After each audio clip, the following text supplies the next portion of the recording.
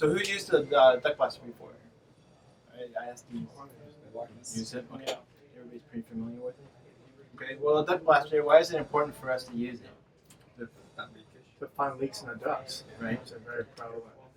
Because we don't want to heat or cool the great outdoors, right? Especially in the attic. Now, in the attic, you can really find some troubleshooting going on, or some troubles that you see. Normally, because the ducts that you see right here are well insulated, right? But in a typical home, if it's a I would say 4.2 insulation, it's usually yellow, right? Yeah. Or it's falling off. Or it's falling off, right? But if I see something like it's not bright yellow, but it's black, what is that telling me? Leak. It does, but how's that caused? What is the insulation becoming? Filter. Why is that? Because air is blowing past it. Right.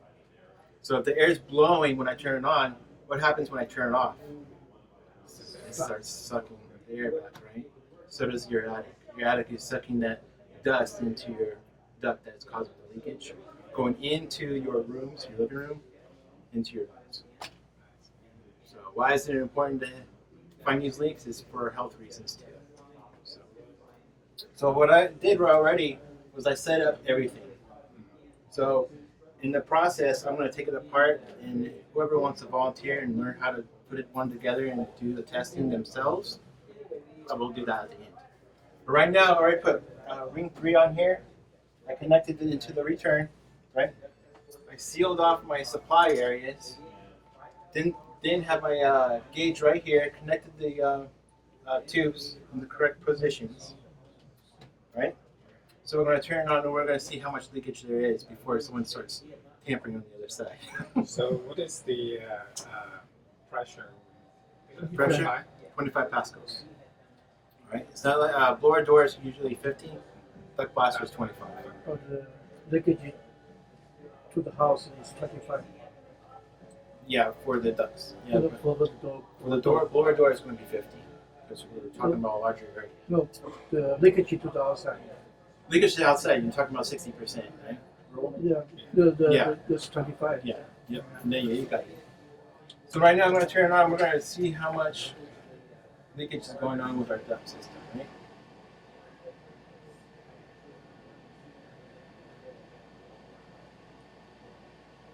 So 25 pascals, right?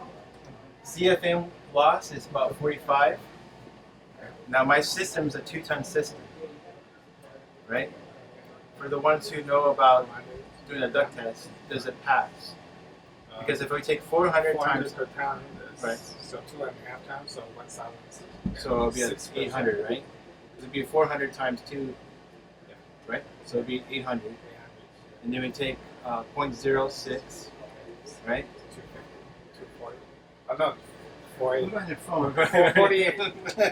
48, we got it there. So 48, right? So does it pass? Yeah.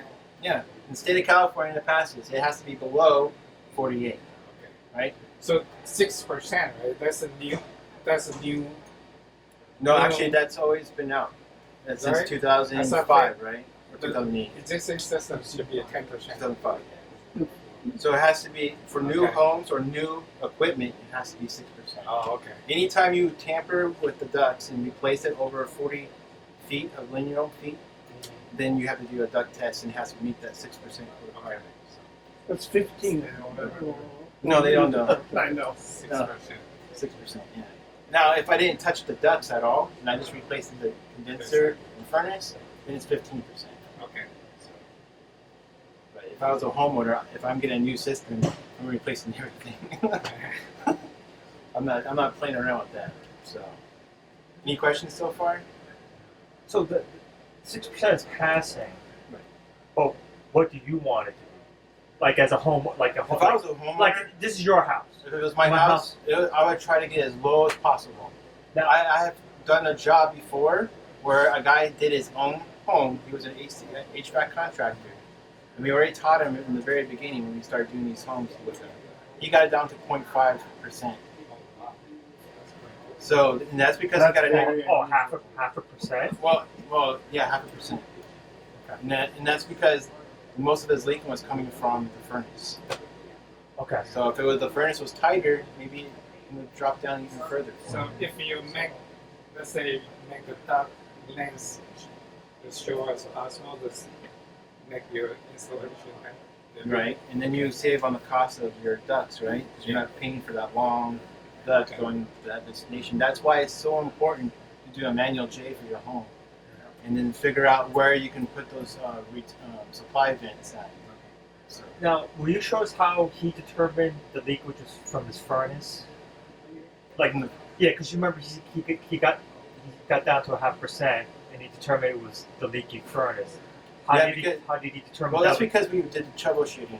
Okay. And what we did was we went around the duct areas, we tested it with our probes with the 700, and we were like, well, no, everything's consistently good. The supply ends are good. Okay. Then we were looking at the return. The return was so short, Yeah. and Pookie didn't taped it so well that we would feel around our hands. And what Pookie is. oh, Pookie is. I'm sorry. It's a mask. it's a miracle seal. That's It works great. Yeah, it works great. So you just put it in on there, and it seals it up pretty good, and so therefore it doesn't allow the air to go through those cracks.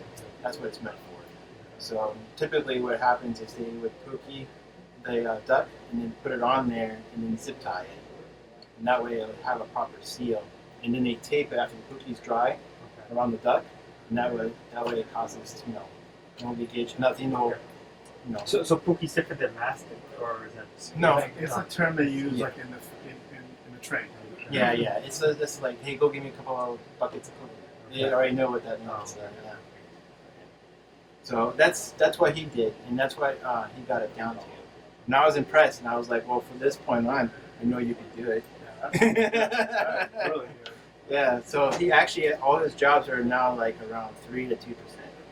For like energy upgrade and all that, it's usually 6% because most of the ones that we tested and with standard, and I think standard for what people have, it was like 35. We've had some of 40% in brand new systems because they didn't do the Pookie, they didn't do the tape, they didn't do the zip tie. I've seen someone that just use regular duct taping on the gray stuff that's no good, and they just wrap it. Because the ducts have two. They have an inner core with a wire, and then it has an insulation. So you zip tie. We would screw them into the starters, and then we would zip tie and then tape. That's the first one. And then the second one we would zip tie it and then tape it. That's where you get that. That's where you get a lot of your leakage. When you go into the returns. And you want short runs too. Yes. You don't want to spend too much money. Shorter the better. For the shorter, yeah, because it means more airflow, right? And if there's a shorter return, that means the machine's not working correctly. When we do static pressure, Brendan's going to show you really see what between a filter and a dirty filter. And when you see different types of filters. Yeah, different types of filters. And then you'll start thinking, you know what, I can change that in my house. Yeah. And it's very cheap to change. So it's little tricks and tips of how you can really improve on your system. Some people don't even do maintenance on their systems. But let's say I had a leaky duct somewhere and I want to try to find it, right? So we want to use our gauge. We're going to use the A side, right? Because A is for air in the very top, and then B is for blaster, right? So when we connect our gauges, when I show you guys step by step, and then that way it will make sense to you guys. But right now, we're going to test out the supply unit. So here's the air, right? So I will go around and take this little probe, and I would go into every supply in to see where the leakage is coming from, right? Okay. So I already know right here, I'm getting what? 425. I'm talking about Pascal, right? Yeah. Yeah. So So now that's my good one. template, right? Yeah. From there, I can go around and make sure everything's 25. Okay. Okay. So it's a project difference that means you have a leak in somewhere. Right. So I never want to smoke. Why would I? I can find it. Yeah. I mean, very sensitive. yeah. And then I could just go around and point to the contractor and like, here it is. And they go up in the attic and you find it. Normally it's because either they stepped or they tripped over it. You gotta remember those attics are very small sometimes, and don't have that much wiggle room. So we gotta give them the benefit of the doubt. It's hard to tape on the backside of a duct sometimes. Yeah, and I've it's been- hot up there. And you just want to get out of there. So how would you find the leak on the duct itself? Where? Well, at first I want to figure out the spot, right? Yeah, which run it? Right. Okay. And then I'm like, hey, it's in the bathroom. This is the bathroom.